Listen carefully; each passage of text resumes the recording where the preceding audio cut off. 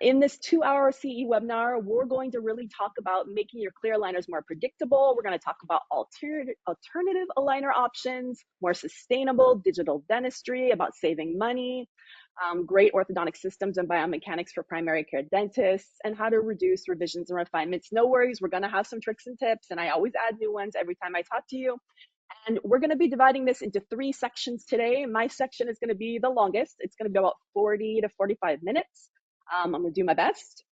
Then we're going to go on to Dr. Keshore's section. He's going to talk about hybrid orthodontics. And then we're going to go on to Mr. Neighbor's section. He's going to be talking about alternative aligners as well as scanning, alternative scanners, how to save money, how to make your aligner and your orthodontics more sustainable. And the ultimate goal here is to have better outcomes, save money, save the oceans. And that's what we mean by sustainable orthodontics. Why should you care? I'm sure you're familiar with regular, say, Invisalign or ClearCorrect or most aligner brands that are out there. What they're going to go ahead and do is they're going to go ahead and make all these little resin models. They print these out, and they thermoform over it. Then they cut those out. So there's a lot of plastic waste and resin waste that goes into making aligners. I don't know about you, but I always feel terrible whenever I do deliver a case. I feel like oh my goodness, there's so much plastic being thrown out. And if you do a refinement, there's even more plastic being thrown out, and there's really no way to recycle it yet. So it bothers me. And if it bothers me, it bothers your patients, because even my daughter, who's an aligner patient, is like, what happens to all these aligners when I do a refinement? And I'm like, they go in the trash. And she's like, that's not right. Someone needs to find a way to fix this. So we don't necessarily have a way to fix this, but we have a way to make everything more efficient for you, so that hopefully there's less plastic waste, as well as making your time more efficient. And definitely no one should be using impressions. Traditional PVS impressions are so terrible for the patient, for the doctor, as well as for the environment. So we definitely don't want you doing that. And all in all, having less chair time is going to save you a ton of money as well. So we're going to go into all of this today. And between the 3 of us today, guess what? There's over 75 years of experience in the orthodontic industry. That is absolutely insane. You have like such a great panel here and these 2 guys that we're going to be lecturing with me today, I've met them at different conferences. We've been, connections on LinkedIn for many, many years. I'm really excited to just introduce you to some really intelligent and experienced people. So let's get you motivated. I know we don't have any polls out there today, but you're more than welcome to get into the Q&A, ask questions. At the end, we should definitely carve out a good 20 minutes for questions. Make sure you let us know who your question is for. So I'm Amanda. We're going to have Dr. Ahmad Keshore, and we're going to have Mr. John Neighbors, Amanda, Ahmad, John. You can just say who it's for. That way we can kind of funnel it the right direction. Ask questions anytime, but we will get to your questions at the end. And if somehow you have a question that isn't quite ideal, maybe for everybody, the Garrison team will forward it to us later, and we will answer it ourselves later, depending on what it's for. In addition, I will give you my contact information at the end. I always have some freebies for you and some gifts. It's part of the omiyage culture of Hawaii. We like to give a gift at the end of everything. So make sure you stay tuned so you can get your free gift, which is something you'll like. I always have free gifts. But remember, orthodontics can really add a lot of revenue to your practice. It is an easy way without really investing anything, with your existing systems, staff, and supplies. Assuming you have a scanner, you should be able to easily add 6 figures to your practice. So we're hoping to get you super motivated to do more orthodontics in your practice. Why should you do more orthodontics? Well, it's good for your patients. It's good for their airways. It's good for their bites. It'll also help to set up the cases. If you're not even into ortho, it'll help to set up the cases so you have better bites, better outcomes, so you can do more of what you want to do, whether it is, veneers, implants, or whatever. More orthodontics equals more cosmetic and restorative work later. It's a win-win for your patients. It's a win-win for you and your practice. I always like to address the pain points that come up and the push points. I talk to doctors all the time, and if any of you want to chit chat with me, I will have my QR code at the end. I give every one of you, as part of my gift to you, a complimentary consultation. We won't be going over any patients, but we can just talk about ortho in general, or biomechanics, or whatever things you want to talk about. If you have questions about systems or ortho, whether you want to talk about braces, when you want to talk about aligners, whether you want to talk about phase 1, I'm happy to talk to you. So I talk to docs all the time and I always hear their pain points. So I want to make sure we're going to address them today. And I really feel like the three of us and our 75 years experience is going to address these pain points. First of all, there's no reason you need to take expensive classes or buy a lot of expensive equipment. I do think you need a scanner. And when we get to John's section, which is the third section, he's going to talk about how affordable scanners are nowadays. Of course, a lot of you are thinking iTero scanner, that's a very expensive scanner. Yes, we own one in our practice, but we also own other scanners. Depending on what you're doing and what aligner brand you're using, you might not even need an expensive scanner. So we will get there shortly and definitely talk about that. Point number two is you might be worried about upsetting the orthodontist down the street, the orthodontist who you went to school with. I get that, but listen, only reason I got into doing this is because I found out GPs and pediatric dentists are going to do ortho anyways. They started doing more and more over the last 20 years. I realized that if I don't help them, they're going to do bad ortho. So I said, you know what, let me start helping them so that at least they do good ortho. And then they'll start to hopefully like me and trust me and send me referrals of the hard cases, you know, which was the ultimate goal of helping to educate dentists, you know. And I feel like most likely, unless your orthodontist is super old school, the vast majority of younger orthodontists will be totally fine with this. I think you should let your orthodontist know that you're going to start dabbling in some ortho. They may not be willing to help you. I can't promise you that, but at least they hopefully won't trash talk you, you know? And I think the more aware you are about orthodontics, when cases need to be referred, catching things earlier because of airway issues or, you know, malocclusion issues and sending it to the orthodontist earlier, the better it's going to be for the patients. And third is that maybe you're trying ortho, you're dabbling in it, but you're just finding it inefficient. You're not making a lot of profit off of that. I think we'll definitely cover that today.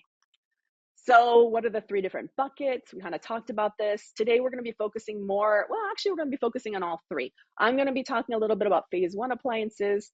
Dr. Keshur is going to talk about braces and hybrid orthodontics, which is where you start with some braces and then you move on to aligners. And all of us are going to be talking about aligners, you know, all different types of aligners. So Dr. Keshur is going to talk most about hybrid orthodontics, but I just wanted to talk to you a little bit more about what it was so you can get excited.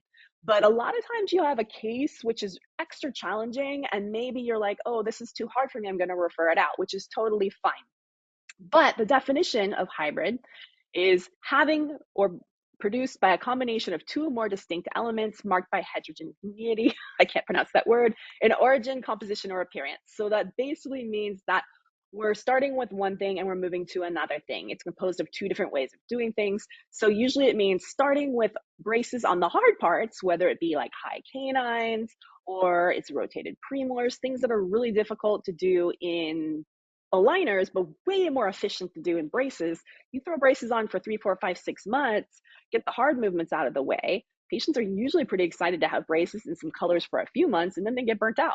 And then you go ahead and debond and you switch right over and finish in aligners. You get the best of both worlds. And the cool thing about doing that is that you're able to use a cheaper or a lower cost or more limited aligner brand, which really slashes that aligner lab fee, which is going to save you a ton of money. I think you'll find A plus B doesn't equal C. You'll actually end up having a way lower lab fee than $2,000 if you do that, and you'll finish the case quicker and everyone will be happier. So I wanted you to get really excited about hybrid ortho. A lot of orthodontists do hybrid ortho, like a lot. And it's kind of a secret sauce that we don't tell you guys about. So let's get oriented. Let's talk about different ways to move teeth and correct bites and crowding. I'm going to be referring to a lot of these terms. So I want to make sure we're all on the same page with the terms and different ways we can move teeth. I like to say there's 5 different ways we can correct crowding. So one way you're probably familiar with is just arch expansion. Taking the arch, pushing it out. Probably not a problem to do that in kids, but sometimes a problem to do that in adults. Nice thing about at least Align technology is that now they have the CVCT function, which goes into it, and we'll get into that. So it tells you if that's possible or not. In the olden days, we just had to kind of feel the bone, or we take a occlusal x-ray, or we just guess and check, and if things start to get loose, we tuck them back in. But that's one way, is expanding the arches. Sometimes you can do that, sometimes you can't. It's really up to you, the doctor. Do not ever trust the technician to know if that's possible. Just because the Clin Check, I'm calling that as a word, says you can, doesn't mean it's healthy for the patient, doesn't mean it's predictable, doesn't mean it will not cause damage. That was double negative, but it could still cause damage, and they're not going to tell you. They're not going to know if it will or not. So that's one way. Another way, of course, I'm sure you're aware, is IPR, interproximal reduction, a little filing in between the teeth. It's becoming a lot more popular now. Of course, Garrison is the place to go. This is how I even found Garrison, is the whole IPR thing, because I started using their IPR files. And fun fact, at the end of this presentation today, you are going to get a promo code which you can use on their IPR system. It's called the Fit Strip system. It's the one we use in our offices. Very, very, very accurate, predictable, and easy to use. Just thought I'd let you know. What else? You can pull out teeth. You can pull out premolars. Hopefully you're not doing that very often. You can pull out a lower incisor. Of course, you can pull out wisdom teeth. Another way you can do it is sequential distalization. That's one of my favorite ways, which is where you make sure the wisdom teeth are out and then you scoot things back. You can even use sequential distalization in phase 1 patients if the 7s or second molars are kind of high. You can usually do that. Like a Carrier is also a sequential distalizer. That's definitely another way you can do things. Another option is proclination, which is where you're tipping the front teeth forward to make space, proclining the teeth. Like in the Ceph here, that's a great way to know if you can procline. If you ran numbers on the Ceph, you would definitely see that these upper incisors are very upright. You can even tell by the nasolabial angle that it's pretty upright. So definitely, like in a case like this, if I got this, I'd say, oh, cool, we can move teeth forward if we need to. If the teeth were super flared, then I'd say, oh no, I can't move teeth forward. That option is off the table to move teeth. We definitely can't do that. So these are just some of the ways that you can move teeth out, forward, back, strip, and pull. 5 different ways. So that's the only basic ways that you can do it. So good to know. Now, there's a lot of literature behind it that supports which ones are easy and which ones aren't to do with clear aligners. And I feel like you should have some awareness of it because, I mean, obviously, if you do ClearCorrect or Invisalign, they have like their little triangles and their little red and black circles, and they kind of tell you if it's a hard movement or not. But I found 3 articles, lit review articles, that kind of back that up. So really predictable would be your sequential distalization. People think it's scary. It's actually really easy. Of course, you need to take a pano and make sure you're not going to run it into the tuberosity or into the ramus. I have seen that done. Arch expansion is pretty easy, of course, if there's no periodontal disease. Tip is not that hard. Rotation is not that hard as long as you have attachments. Torque can be not that hard as long as you give it time. Intrusion and extrusion are usually the most difficult in adults in clear aligners. I find these a lot easier to do in kids and phase 1 patients, and I don't necessarily like to do them with clear aligners. I think it's way easier to do with braces. So when you get to Dr. Keshura's section, definitely listen a little bit more about that, because if you know you have massive vertical issues, you probably want to consider doing hybrid or with braces. It's going to be way more predictable. I like to talk about 3 different ways for case selection: green, yellows, and reds. Green case selection, let's go. Everyone can do it. Every dentist down can do it. Any aligner system is probably fine, even easy ones, even low budget ones. Doesn't have to be a fancy, expensive, bougie aligner system. What is a green light case? Well, these are what I call slam dunk cases, like blink and you miss it. It should be done. Class 1 molar and canine. No missing teeth. Third molars, could be missing. That's fine. No periodontal disease, mild to moderate crowding or spacing, overbite, deep bite, someone within normal limits, no open bite, no complete deep bite, no cross bites. So kind of like a simple relapsed case. Easy. Any aligner brand should be fine. You should get great success with any aligner brand as long as you set up that virtual accountability loop or create some type of virtual accountability loop. Your yellow light cases, a little bit more tricky. You should be a little more cautious. These are cases you're not going to want to do an express or a light or a go or maybe even a moderate. You're not going to maybe want to do a flex. You're going to want to probably do more of a comprehensive or a full case or an unlimited. I recommend that, you might want to consider having an orthodontist help you out with these cases, or maybe these are cases you could use hybrid for. That would be your slight class 2 cases, your slight class 3 cases, your deep bite, your overbite cases, open bites in kids who are still growing. Not that hard as long as you fix the etiology or the habit behind it or work with an OMT. Mild perio cases with attachment loss where it's under control. where, you know, you're working with a periodontist, shouldn't be that much of a problem. Posterior crossbite cases in kids under age 15, not that hard, and mixed dentition cases. I find these all really, really fun to do. And I think they're not as scary as you think, but you can definitely misstep if you don't know what you're doing. And red cases are cases I don't even want you to take. So I'm not even going to go over this. You can grab a screenshot it if you want. And I definitely wanted to say, I know there's going to be a ton of information in my section. I do have a YouTube channel that has over 2,000 videos to date. Believe it or not, it's a little insane. I was advised that I'm actually the #1 YouTube channel for GP Orthodontics in the world. Someone just told me that. There's no one else. That's all kinds of orthodontics. I have almost 30,000 subscribers, so it's pretty insane. So yeah, I should definitely check it out. It's free education. It's kind of a labor of love for me, and every single slide that I'm showing you actually has like a full YouTube video attached to it. I mean, this is how I basically created this slideshow. So if you went into my YouTube channel and put in red, the keyword red, a whole video on this would come up where I go into this more in detail. So if you feel like you're not getting enough information, or I'm talking fast, or I'm rushing things, I've got so much more information for you, and it's all free. So go ahead and access it. All right, let's talk about the difference between comprehensive and short-term ortho, or STO. I'm always a little cautious to go over these slides because there's some people who work for STO companies, and I'm not going to mention them out there, who do not like it when I say anything negative about STO. Nothing wrong with STO as long as the patient is aware of the risks, the benefits, and the alternatives of doing an STO plan. Usually STO is social 6. That's usually what it means. But STO can also just be a go case, which is where you lock all the molars. So that's still STO. So be cautious when you do STO. You should definitely talk to someone who specializes more in insurance billing, especially if you're billing insurance, because you can't always bill your D8080 or D8090s if you're doing STO, because if you're not fixing everything, then it's not comprehensive, which means you're doing limited, which means it's a lower insurance reimbursement. It's a major gray area. And I know people who've been bitten by this before. So be really, really, really cautious with what you bill.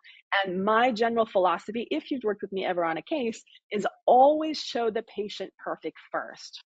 If you're not interested in doing perfect, you know, maybe it's a jaw surgery case, maybe it involves elastics or a lot of ortho, maybe it's just outside your scope and you're only comfortable with the STO, then I feel like you have a standard of care. You have an obligation to explain to the patient, hey, there's a way to do this perfectly. It's not with me. It's with the orthodontist down the street. Or if it is with you, you should show them how to do it. I think that you should go get that information first, just so you're advised what it is before you come back and do my more simple or limited version. The reason why you must do that is that's part of the risks, benefits, and alternatives of ortho. And if the patient doesn't get that information, now if the patient has done this before and they bring in the paperwork from the orthodontist and they understand it and they can explain it to you, okay, they've already been educated. But they can't just say, yeah, I understand. You need to know that they understand. And if you can't explain it, then someone else needs to, and you need to document that that has been explained. The risks, benefits, and alternatives have been explained.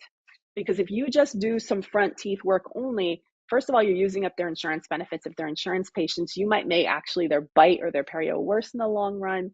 And sometimes you can make things actually worse for their smile, for their bite. So we want to make sure they know what perfect is before you do improved. And we talked a little bit more about that.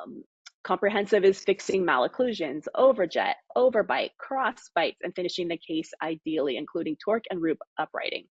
Yes, comprehensive can take longer. And yes, comprehensive isn't for everybody, but we want everyone to understand what it is. Short-term ortho or STO might just be anterior alignment only, or just fixing a single problem.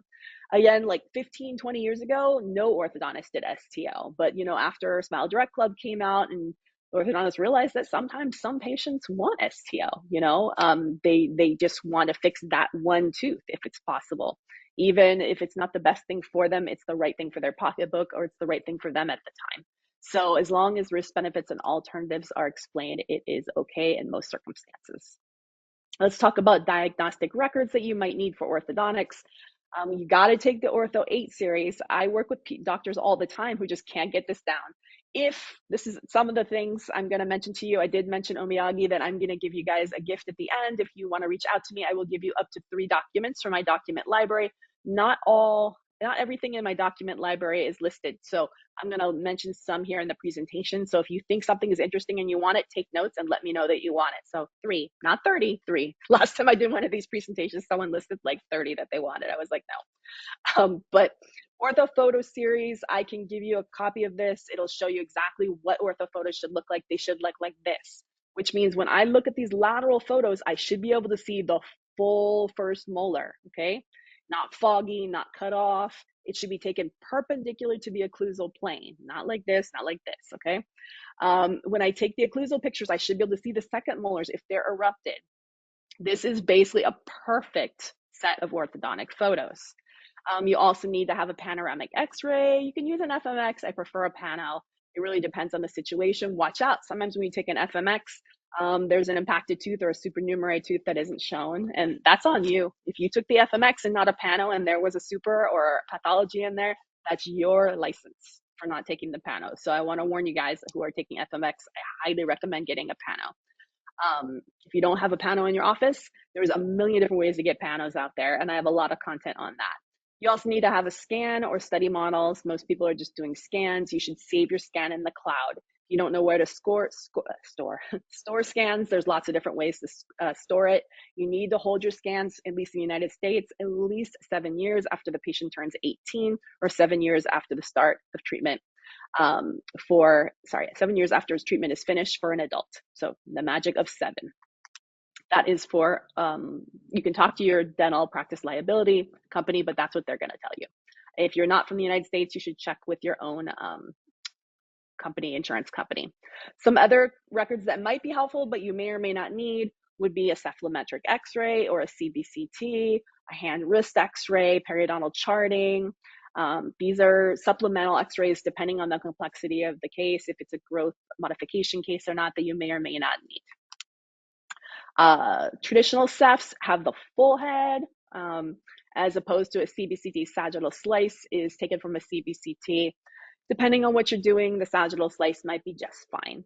And you can integrate the CBCTs, like I said, now into Invisalign. It's really cool. If you've never tried it, it kind of blows me away with how cool it is. Don't need that for all cases, but if you have, like, I saw a case today that was kind of a tricky adult case with a posterior crossbite. And before I used to be like, oh no, let's not even try fixing that posterior crossbite. It's not worth the risk. It's not worth the time. It might cause perio issues. It might cause mobility. Now with that CBCT in the plan, I think Spark has it as well.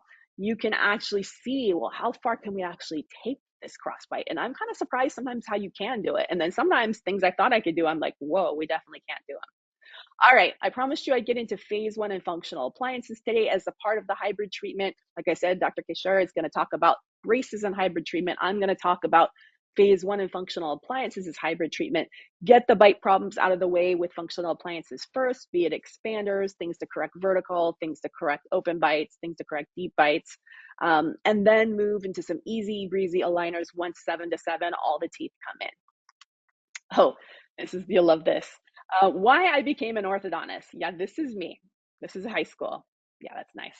Now you know why I was an orthodontist. Just awful. I had to beg my parents to get braces, and then the orthodontist screwed them up really badly and killed my roots. So that's why I became an orthodontist. And I am not a huge fan of 7 and up orthodontic referrals. If you've probably heard of 7 and up, which is where you refer all the patients at age 7. By the time you refer a 7 patient, for them they actually go to the orthodontist, they're 8. And that's if you get them to go.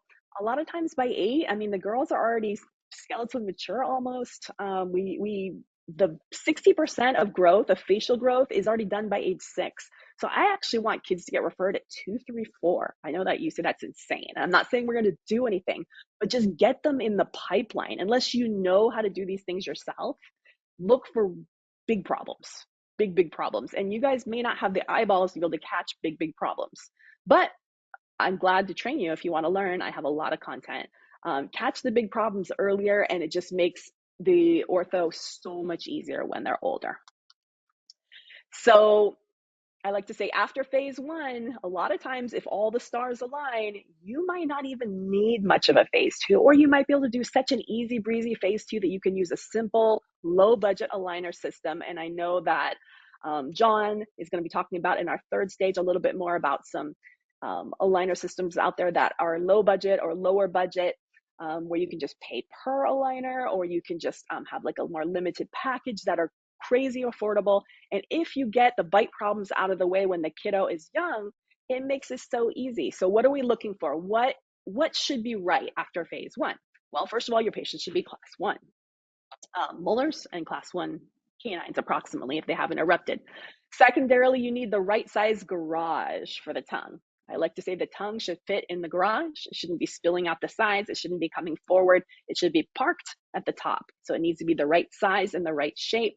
The tongue should be trained to be parked at the top of the garage.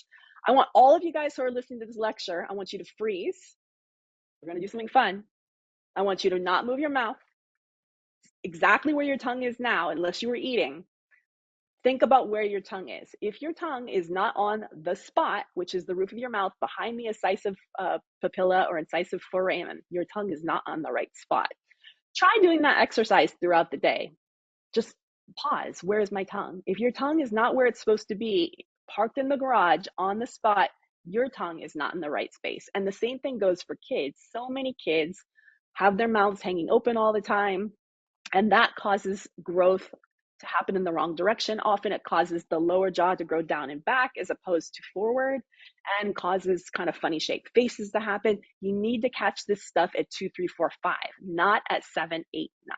Otherwise, all you're doing is slapping a band-aid on it. You're not fixing the issue.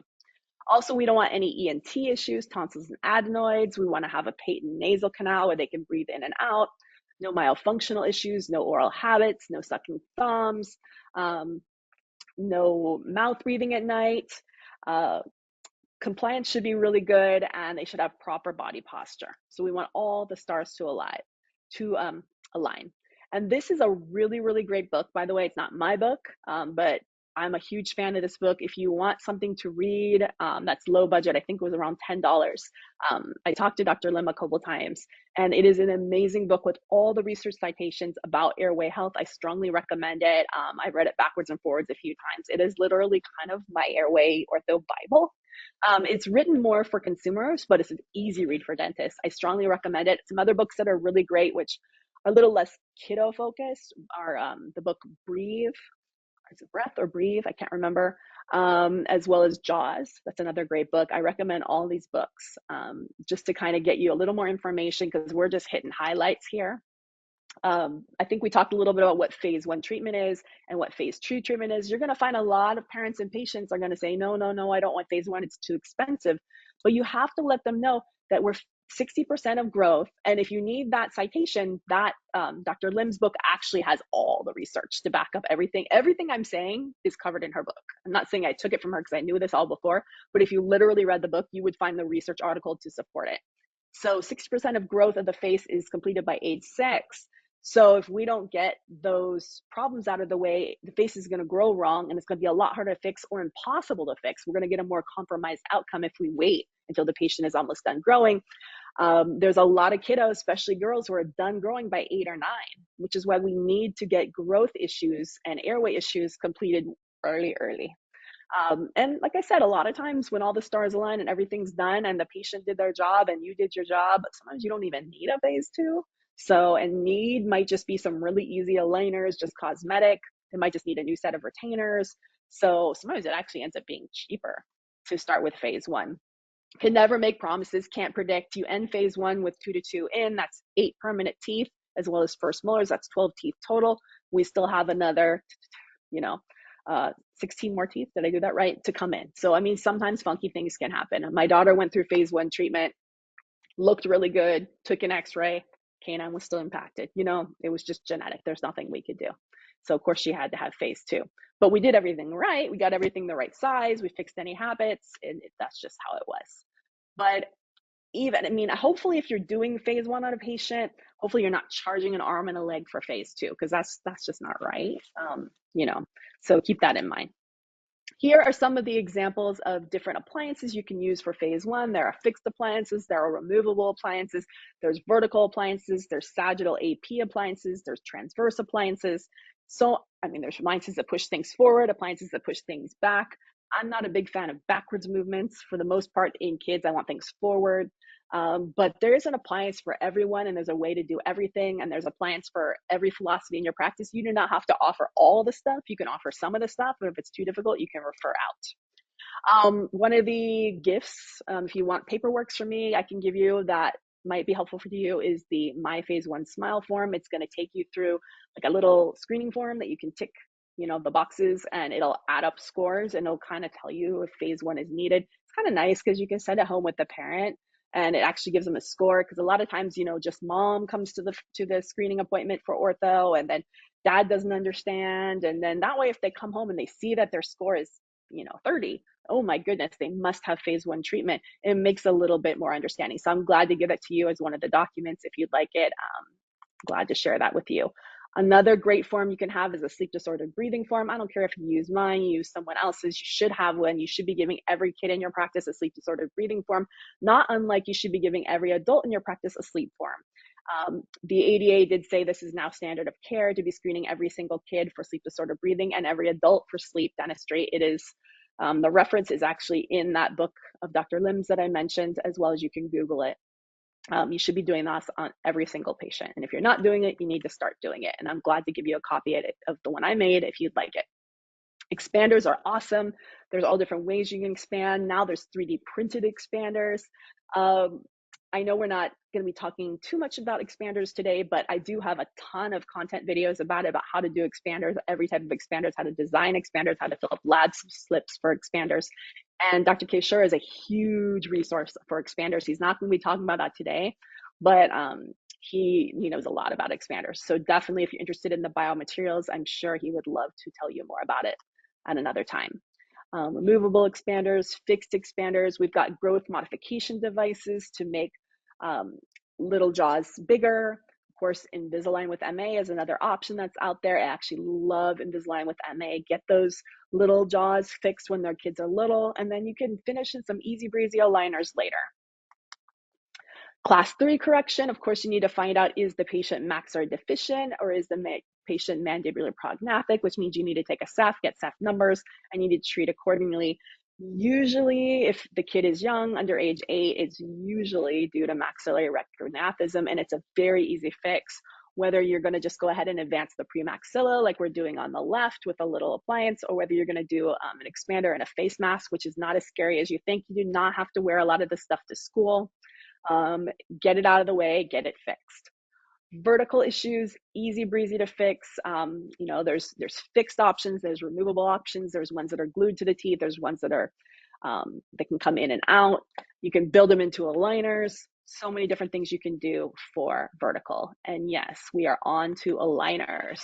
So one thing, if you're doing aligners, I want you to think about is, what is a healthy, clear aligner refinement rate? You should know your refinement rate. It is a KPI that you can find out. You can even contact your TM or territory manager, and they used to have an analytics button on the Invisalign website which told you your refinement rate, but you should have some idea. Obviously, if you're doing super complex cases, you're going to have a higher refinement rate because it's just normal or mixed dentition cases. But if you're doing kind of simple cases, you shouldn't have a higher refinement rate. So keep that in mind.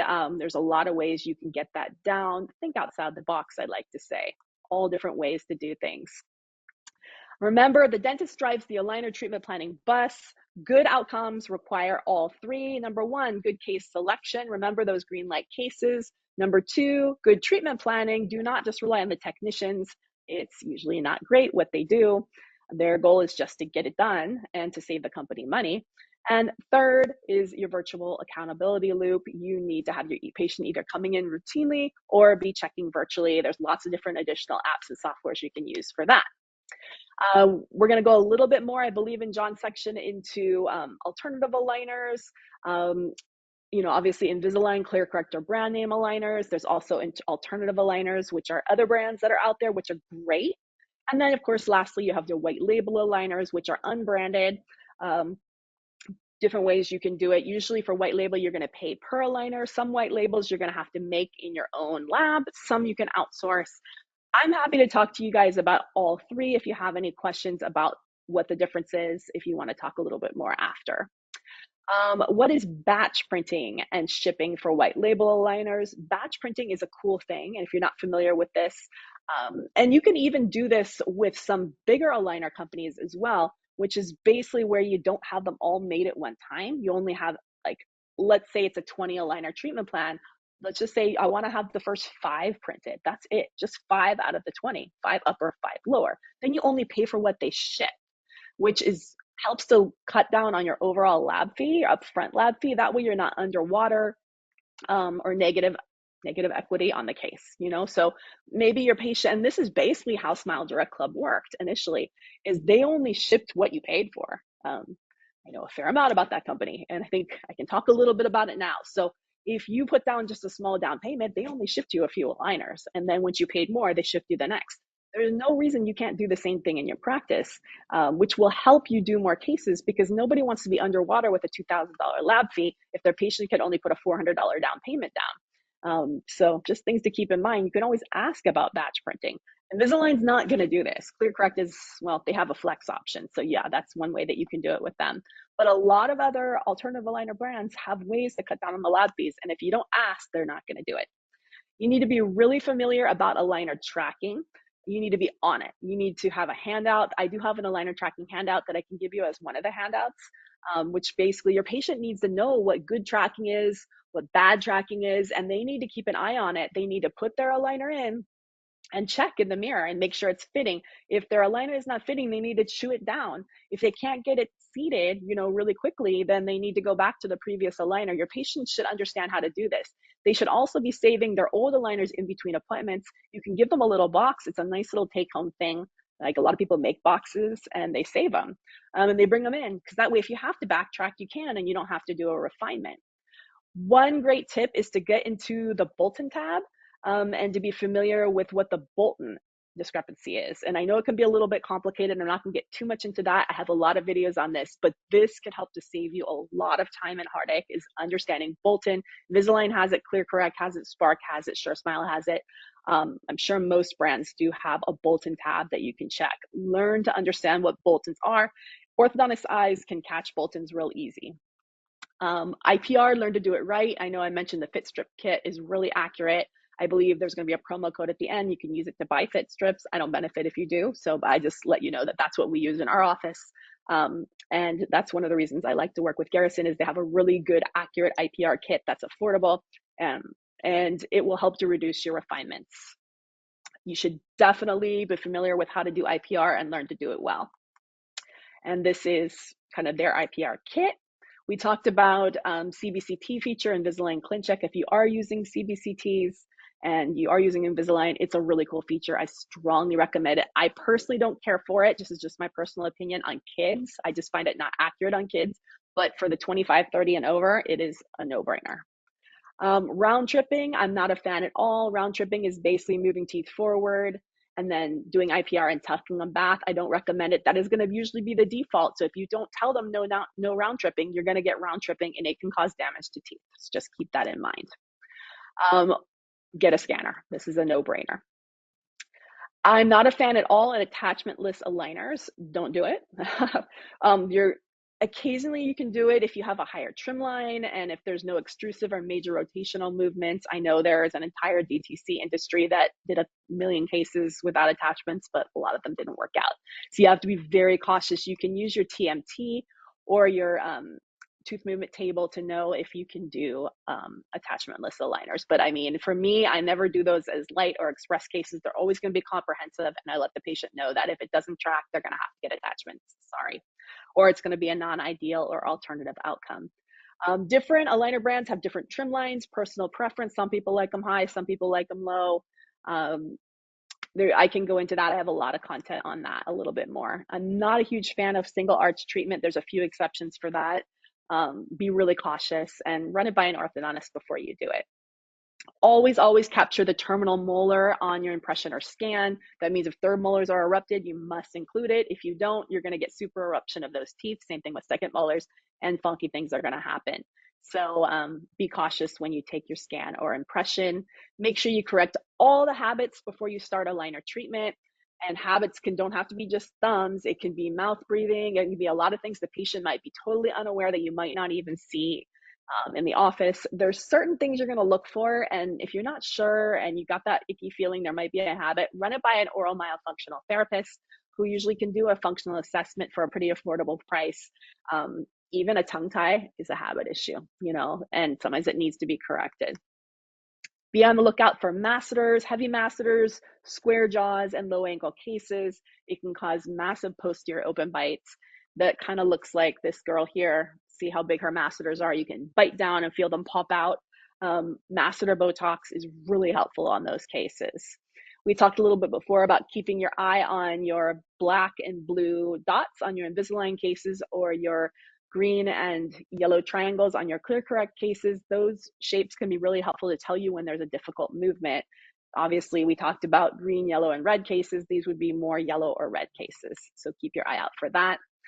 Another great tip is less is more. Invisalign generally moves default 0.25 millimeters per aligner. ClearCorrect moves around 0.3, but you can intentionally slow down the case. All you have to do is tell them to stage it over more aligners. I do that automatically on every single case. I get the movements that I want, then I slow it down. Slower and lower forces is healthier for the teeth, healthier for the gums, healthier for the patient, more comfortable for the patient, less discomfort, and more predictable outcomes. Of course, yes, it's more trays, but you'll actually have fewer refinements and you'll save money. Obviously, the aligner companies don't love that I say this because that costs them more overhead, but you know what? Ultimately, if there's fewer refinements and less plastic to throw away, it's a win-win for us and the environment. And we talked about doubling the trays. I prefer comprehensive and unlimited longer cases. Be very cautious using these more limited cases unless you have the right kind of contract. And if it's an insurance case, you got to be even more cautious because you kind of have to finish it, especially if you're billing D8080, D8090. So be really cautious, and you need to have like a really great accountability loop. All right, we're almost done. 3 more slides. So Dr. Kesher, we're about to click over.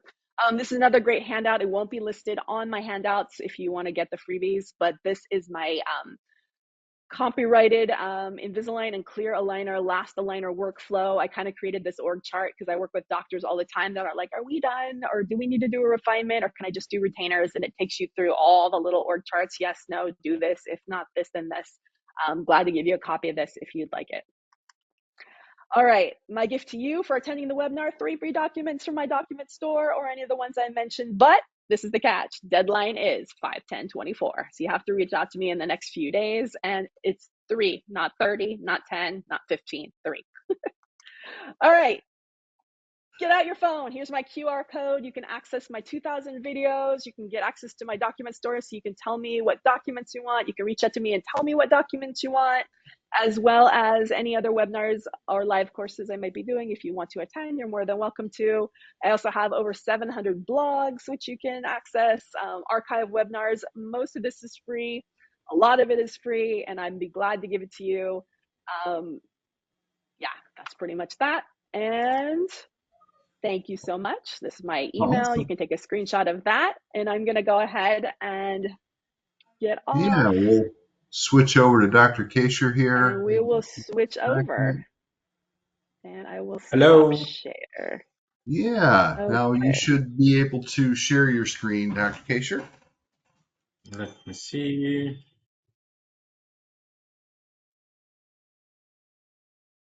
There we go. Can can you see my screen? Yes, we can. Okay, perfecto.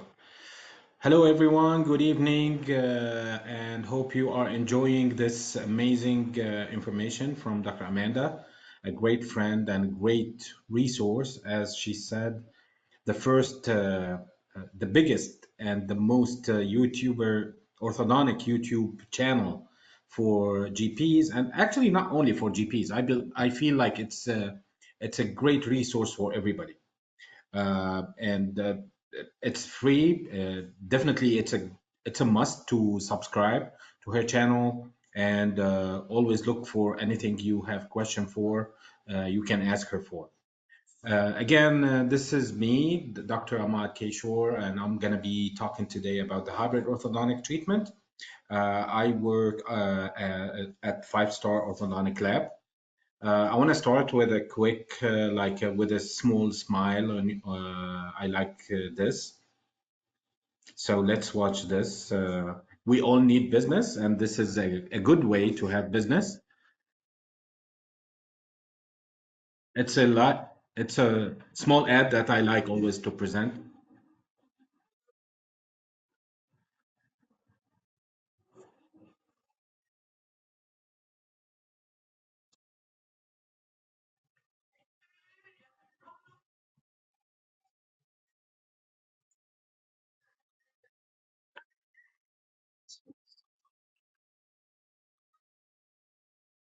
It's good if we can do that for to get business.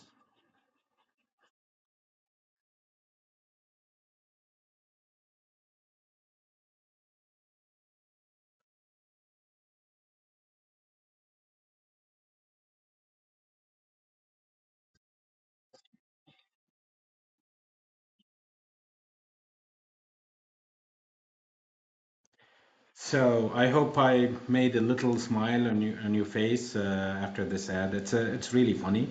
I like it. Again, this is my gang. I'm an orthodontist originally from Syria in the Middle East. I did my dental school and my ortho residency, and then I worked 15 years in Saudi Arabia, and then I came here, moved to US in 2015. I work with different companies. I'm on the business side more. Now I'm with Five Star Orthodontic Lab, based in Dallas, Texas. We are a full service orthodontic lab. We do everything since Dr. Amanda mentioned about expanders and something I just found this like really cool. I don't know, Kevin, can you just let me know if I did something wrong?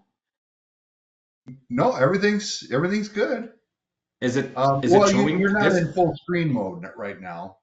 There, yeah, there you go. Okay, so if I want to share another window, I think I need to go here. Yeah, you would And select the share at the bottom of the screen and have it share the appropriate. okay, check here.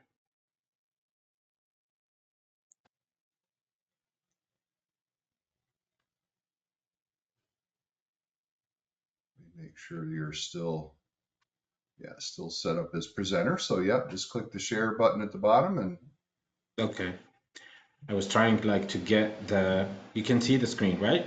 yep. Okay, perfect. So I was trying to like to show the attendees a slide about expanders. We are, as I mentioned, we are a full service orthodontic lab, and we have all type of expander. You can go to our website at 5starortho.com, and you can see all type of expanders. By the way, since we complete each other, we do the self analysis, we do the model analysis, and we give you like a kind of like a sheet uh, with all the numbers of the CEF of the model, so it can guide you in the diagnosis of the case, in the ortho professional diagnosis of the case, so you can go ahead and see what type of appliance you need to do specifically. Now, this is just like since Dr. Amanda mentioned about that, and I'd just like to highlight it here. So, what's hybrid treatment? Hybrid treatment, basically, it's a combination of fixed orthodontic treatment and aligners, or fixed maybe expanders or removable expanders and aligner. It's kind of like I call it mix and match, and that's why in our lab we are proudly we are the only lab in the US that we provide this bundle as a mix and match. Like you can choose between indirect bonding tray. When we say braces, we mention the indirect bonding tray. We're gonna see how we do it, and or expander, and then finish with aligners, or bracket short fixed orthodontic treatment 5 to 6 months, and then aligners. So this combination provide you with a very powerful tool for severe cases. Again, this is just an important thing. A lot of people, they might be like severely involved with aligners. That's fine. That's absolutely fine. As long as you know what you are doing, it's great. Uh, for me, as an orthodontist, and I think Dr. Amanda also, we discussed that too many times. When it's a severe case, I just like to make it easier for the aligner to the treatment to be more predictable and more reliable. So that's why when I have like a severe crowding, a severe sagittal discrepancy or transversal discrepancy, we recommend either an expander or like a short fixed orthodontic treatment. So we can simplify, we can expand the arch quickly, and then in 3 to 4 wires, and then we debond the bracket, rescan, and finish the case with aligner predictably. So that's the hybrid treatment. How is the hybrid treatment better? It's a shorter treatment time, believe it or not. Yes. 3 to 4 wires. Usually we recommend each wire for 6 weeks. So if you are using 4 wires, that's around 24 weeks, which is like around 5 to 6 months. The case will be, we usually follow the sequence, the most common sequence that we do. It's 014 thermal NiTi. We like the thermal NiTi wires, then 018, then 1425, and then 1925. If you are using those 4 wires, you will be able like to reach a very decent wire expansion. Plus, if you are using some intramaxillary elastic, you will be able like to fix a lot of sagittal discrepancy until the time of using the aligners. So then the next course of aligner treatment will be completion of the treatment in a very predictable way. Reduce cost, yes, reduce cost, because when you are using indirect bonding trays and aligner, it's in our lab we have bundled them in a very affordable way. Improved patient hygiene and comfort, because you are not using prolonged prolonged orthodontic fixed treatment or prolonged aligner treatment, which sometimes you lose the patient compliance, or you lose the even the patient hygiene with the fixed orthodontic treatment. Fewer office visits, yes, fewer office visit. During the short fixed orthodontic treatment, you only need to see the patient 4 times at the time of the bond. Then within the 3 wires, it's 4 visits, and then you rescan and another visit to deliver the attachments and deliver the aligners, and just like monitor the aligners. And it is a very, very quality result.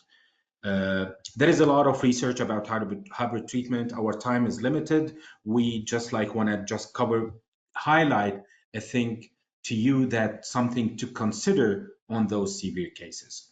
Aligners has a lot of limitations. When you have like severe crowding, when you have, you need to pay attention, as Dr. Amanda covered this part. Tracking with the aligners is very important. You need to pay attention to it. For example, this is my best slide. One of the cases that I don't like to start doing IPR when I have a crowding like this case. It's impossible to do the IPR without harming the adjacent teeth, unless you are a master in doing the aligners and you start doing some expansion first and wait until you can see easily the tooth, the crowded tooth, so you can do the IPR without harming the adjacent teeth. This is a case that I'm working on it. Believe it or not, this is a patient. He is around like 14, 15 years old. The severe crowding came to the office that I'm helping a doctor with it. We just like, those are very like a kind of like normal photos that I take. And this is the patient after just only 4-5 months. After we did the self-ligating bracket, we put wires. As you can see, this is a little bit more thick wires. And in 4 or 5 months, the crowding is almost gone. Even the patient profile, you can smile, you can see how between here and here, you can tell the difference between it. Why indirect bonding now? I want to, let's see if this video will show you.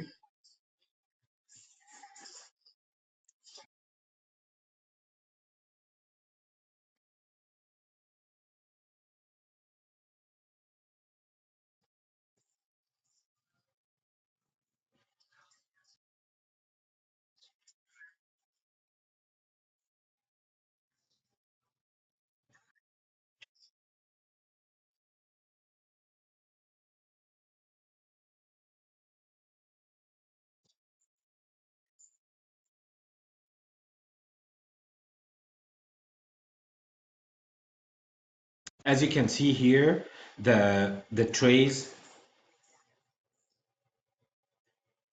here are made in 3 segments each arch. We send it with full brackets. And you can choose any bracket you want. There is no bracket we prefer. We work with all the brackets that in the market, available in the market. So you can choose any bracket system that you like, and we can we use this software. We are very proud that we are partners with Dips AI from a company called Ortho Select. It's a great software, has a lot of AI component on it. So we just like put the STL files, and it's all digital. And then the system will choose the desired bracket system on the bracket, and even we can see it. We can show you a stimulation about the treatment before and after with this software. Then we generate the trays, we print them, we insert the bracket on them, and we send you the case with the trays and the wires needed for each case. And then you are good to go for the next 6 months. You debond the bracket, we scan the patient. You can even like scan the patient like in 4 or 5 months just to see how the progress is going, and then to have an idea and visualize the next short of aligner treatment, and we will be more than happy to show you.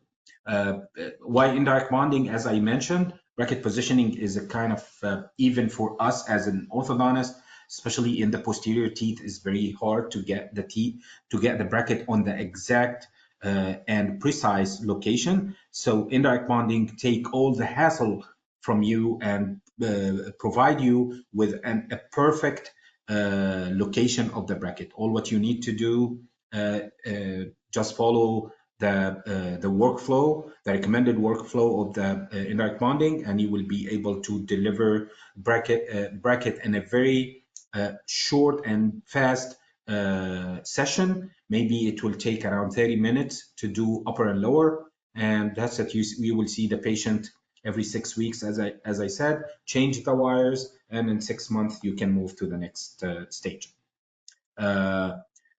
Why also, again, why indirect bonding and why hybrid?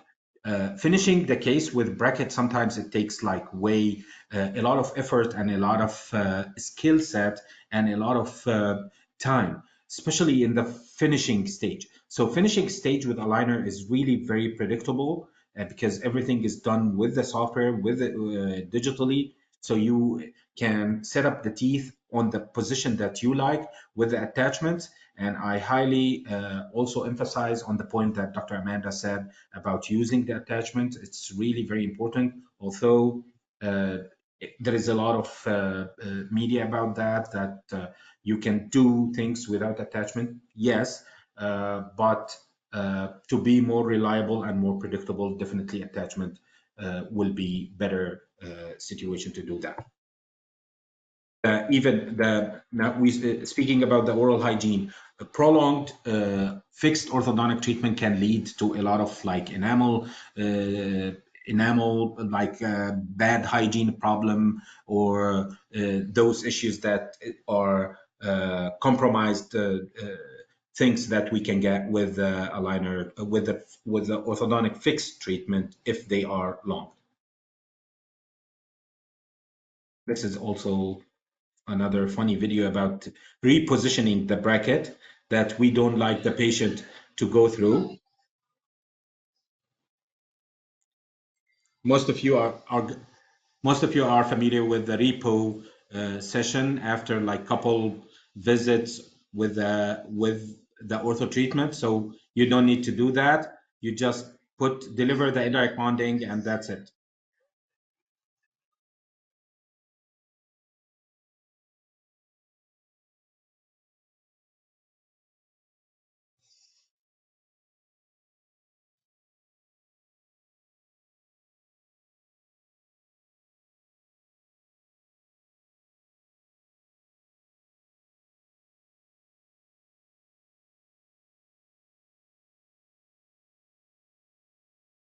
So having all, as you can see, like we will try to avoid all those side effects or the problems that issues that patients and doctors having through the fixed and aligner and combine them together in a course which we call it the hybrid treatment and bundle them together. And as I said in the beginning, you can mix and match between all the components. My time is about like to be done and ready for my friend John Neighbor to complete his uh, complete this evening regarding scanning and aligner. Our workflow is very easy. You scan the patient, you send us some photos, as Dr. Amanda said about the 8 photos.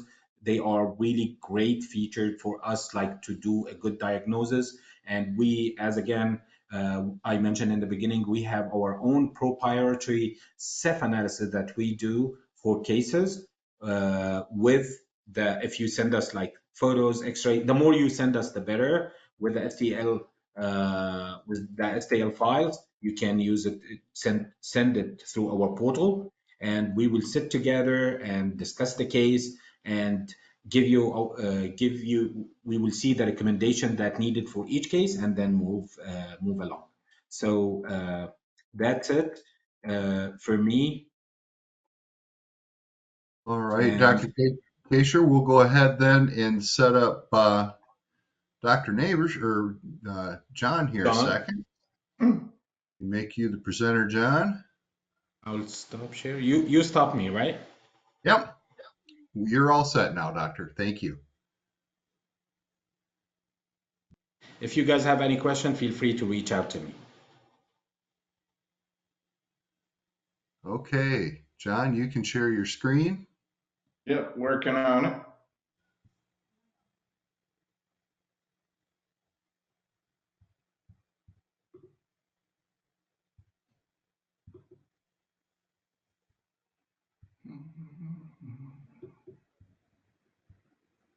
The share button on the bottom there, you just have to click that and then pick which part of the screen you're going to share.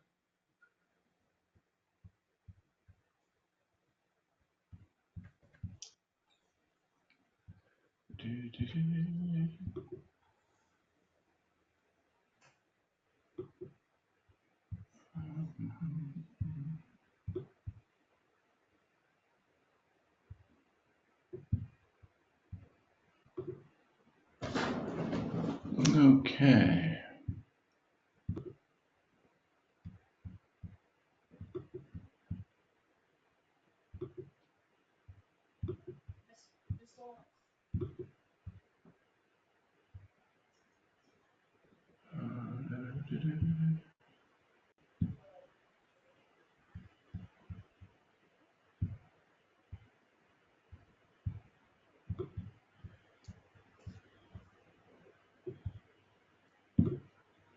Technical difficulties? I believe we should be sharing here shortly. Let's see.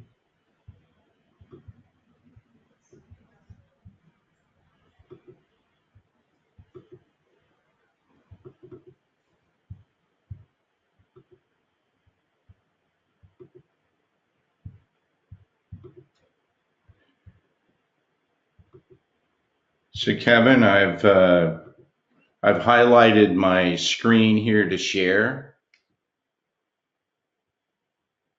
Okay, we're not seeing it yet. Yeah, that's the problem. John, worst comes to worst, you can email it to me and I can click through it for you. I Would that, appreciate that. If we could just hold a moment yeah, here. just yell my name if you need it. Okay, thank you. I don't understand why it's not Let all giving. the attendees take a minute or two restroom break. Yeah, exactly. The perils of live television, you know. Oh, here it comes, John. Looks like something's happening here. There we go.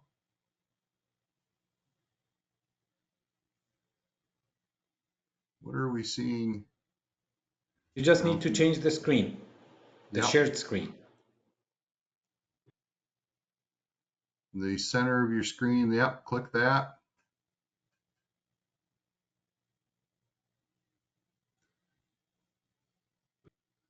and share something else. Share window or entire screen possibly.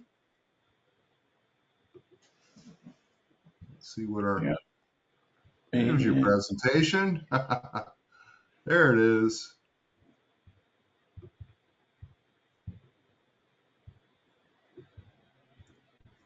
Are you guys all able to see that now? Yep, we sure are. That's fantastic.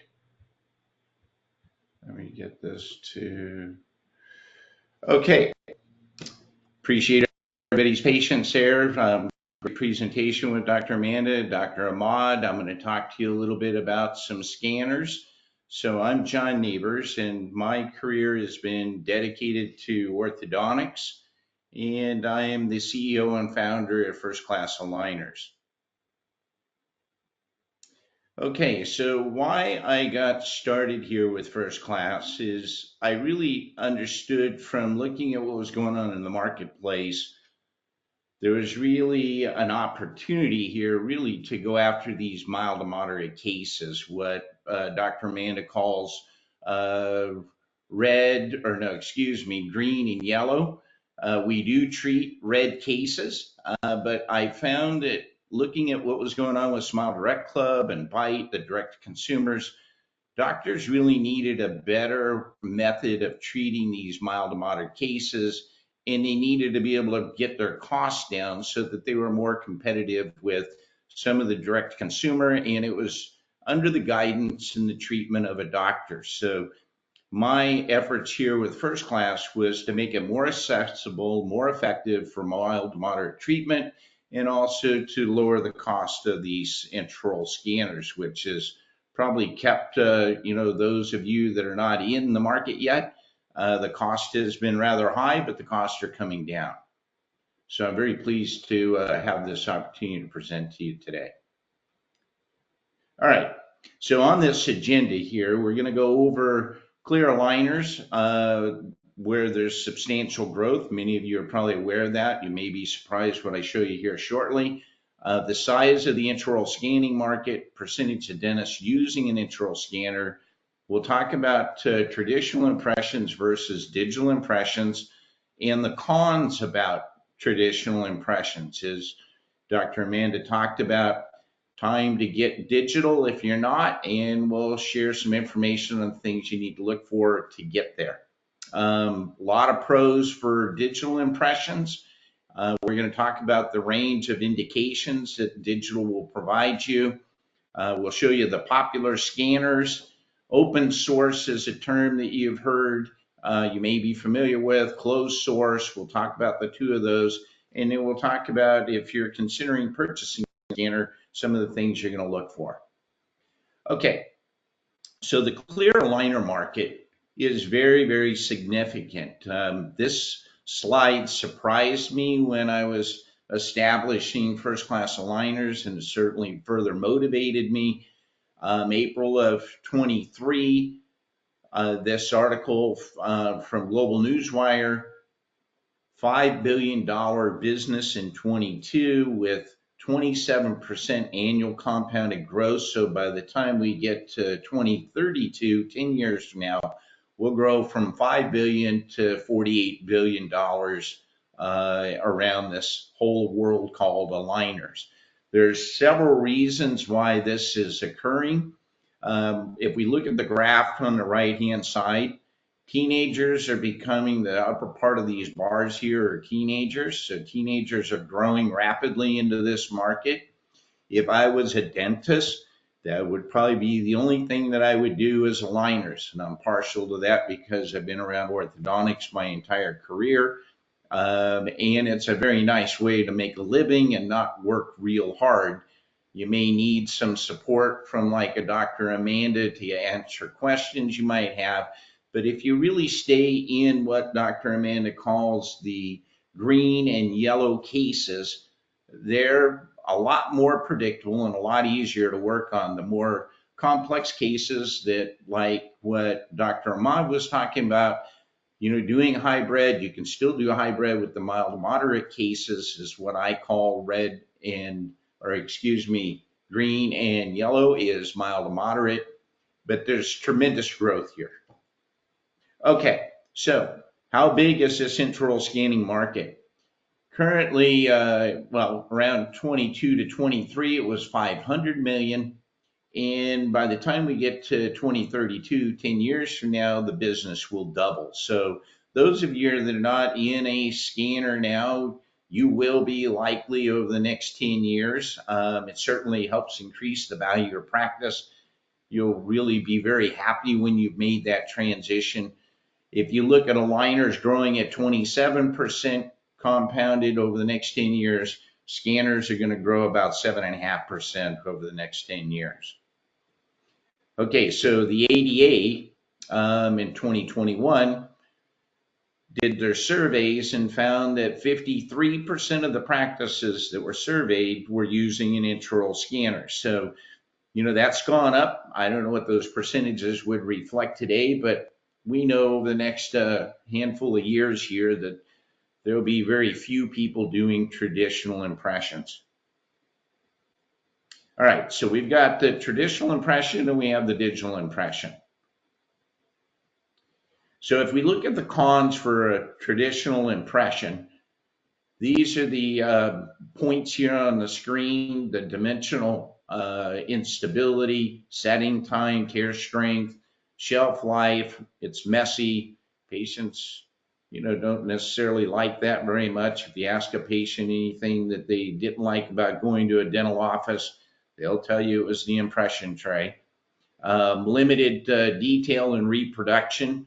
Certainly with scans, you've got a lot of opportunity for reproduction. You've got some reactions that can be found here with the alginate impressions or different impression materials, and then you certainly are limited with the reuse of that impression. We go look at the pros of digital impression. We can increase the accuracy, time efficiency, patient comfort. These scanners have gotten a lot smaller around the tip so that it fits very nice in the patient's mouth, even getting back there to the molars, which is very important, as Dr. Amanda talked about earlier, being able to scan all the way back to as much of that second molar. And if they have a third molar, you want to try to grab that as well. The scanners are much more comfortable in reaching those areas now. We improve communication. Certainly being able to show the patient the information developed from that scan, as you see there on that computer screen, and it enhances the patient experience. I wouldn't go to a practice that wasn't using a scanner, but that's me because I know the difference. But I think it's a big advantage for the practice, and it certainly is for the patient. So archiving and storage is very good. You can't archive and storage an impression tray that you're trying to keep the impression, but you can with the digital files. It's eco-friendly. You have versatility, and you've got customization and visualization you can show the patients. Okay, so if we look at the range of indications, and those of you that are using a scanner are fully aware of these opportunities, some of the things you'll be looking for when you select a scanner is really the software, and we'll talk about that in a minute, the ecosystem. What kind of software can your scanner work with, whether that's open or closed. But the digital opportunity gives you a lot of range here where you can, scan for orthodontics, you can do indirect bonding trays, you can do aligners, you can scan for sleep apnea appliances, implants, soft tissue. You can develop some diagnostic models so you can get full art scans. It's really a very nice tool to have in a practice. It's just modern day orthodontics, as I would call it, or dentistry. Okay, so popular scanners, there's a lot of them out there. The 10 most popular scanners that I found are on the left here. You can take a look at them. Maybe some of you have these scanners, maybe you don't. If you are looking for a scanner, you might take a look at these. These are the 10 most popular. Again, you can see by the picture on the right, the actual camera itself that's taking the intraoral scan, very small tips now. Most of these tips are removable and are autoclavable, so where you can clean them. And so they're much easier to work with and use than they were, say, 5 years ago. Okay, so open source intraoral scanners are less common in the dental industry compared to closed source scanners, but they offer significant advantages in terms of flexibility, transparency, and community collaboration, meaning that they have much greater range outside of a closed system, meaning there's more options where companies can offer up treatment or give you advantages in treatment by having it be open source. So one of the primary benefits as well is the cost. It's a lower initial cost, and you typically don't have any licensing fees. So, you know, when you're looking around at your scanners, you can find out whether they're open or closed source. Again, there's less common to find these open source scanners because companies want to kind of hold you inside of what Dr. Amanda talked to about being inside the box. The open source scanners allows you to get outside the box. So certainly some advantages there. With a closed source refers to the software where the source code is not made available to the public, meaning that it's closed source intraoral scanner. The software controlling the scanner operation is proprietary, meaning it's owned and developed by the company or the manufacturer of the scanner. So users cannot access, modify, or redistribute the software. And typically what you're going to find with those is higher costs. You usually have software fees, licensing fees. There's things associated to these closed source scanners. All right, so top 10 things to look for when buying an intraoral scanner. You look for the accuracy, precision, ease of use, speed, compatibility, patient comfort. You're looking at cost and financing, reliability, durability. You're looking at warranty, the maintenance, and you certainly have a lot of information to go out and look at reviews and references. But something to think about when you're making this type of investment. And what you can also find is you don't necessarily have to have the same scanner in your office. You can have different scanners as long as they're compatible with the software, and that you can work with the company who's doing either your implants or your aligners or indirect bonding. It gives you those options. So certainly the things, if you're looking to buy a scanner, these are the things you're going to be looking for and things to think about when you're having the discussions with your representatives. Okay, so some examples on pricing, and I want to tell you up front, check with the manufacturers for the accuracy of the pricing. But what you'll find is, for instance, like first class scan is $11,000, and you can pay upwards to $35,000 for a prime scan. And Invisalign has a scanner that I think's up to $75,000. So you know, you can pay a lot of money for scanners. I think what's kept the market down, or the limited amount, or 53% of the dentists using a scanner, two things that is attributed to that, in my opinion. One is the education and the training, and that's gotten a lot better, a lot easier. And number two, the cost of a scanner.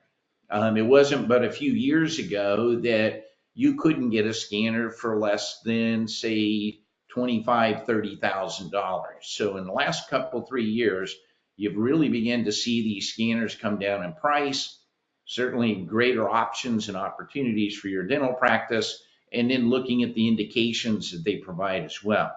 You typically have two choices, or you have two choices when you're selecting a scanner. I know the one that's really sounds very cool is the wireless scanner. I spent time at 3Shape for a couple of years doing business development in North America. That was the time when wireless scanners came available. I think there's still a challenge from what I hear and doctors talking in the marketplace. Just know that you've got batteries that need to be recharged if you're in the middle of a scan and the scanner goes down. What you have is the tried and true wired scanners are most durable, and I think still the way to go, although wireless affords you to scan without the wire, but there is, pluses and minuses with the wire as well, and the wireless. Okay, so the truth is there's a lot of similarities between various scanner brands.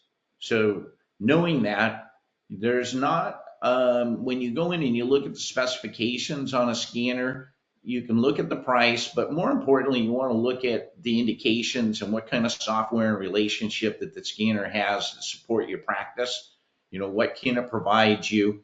But what really sets it apart is their ecosystem. So if that ecosystem meets your needs, then whether it's open or closed, that's what you're looking for, is looking for that ecosystem. What kind of software, what kind of treatment can you do from that scan is very, very important, and those are the things you're going to be looking for.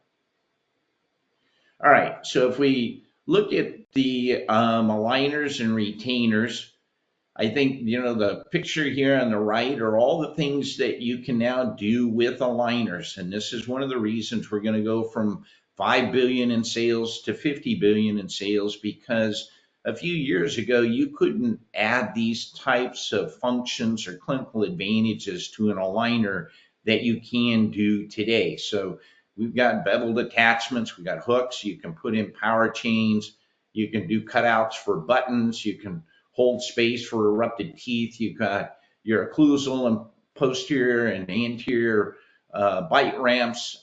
So it really affords a lot more opportunities for getting your teeth where you want them to move. First Class certainly supports aligners and retainers. We also work with Onyx, our 3D software. The designs are done by doctors, not lab technicians. It's very important to us that was done by doctors so that your confidence is much greater in the case design.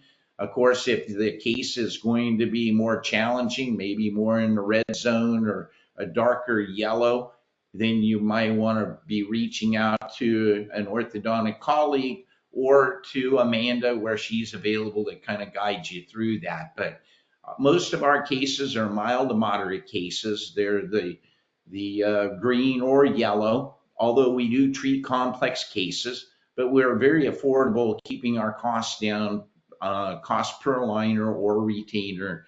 And I've got the cost down quite a bit here on the scanners as well. Computer that goes with the scanner is very important, that it has the specs that's required, because you're running a high video card in your computer. What's nice about the First Class scan is there is no dongle and there is no software fee, and it's open source. All right, that concludes my program here on scanners and talking to you a little bit about aligners. If you have any questions, you can contact me at support@firstclassaligners.com, and you can certainly scan the code here to go to the website as well. So I appreciate your time, and from all of us here speaking here today with Amanda and Dr. Ahmad and myself, we appreciate your time. We'll hand it over to Kevin, and we'll address any questions you have here for the balance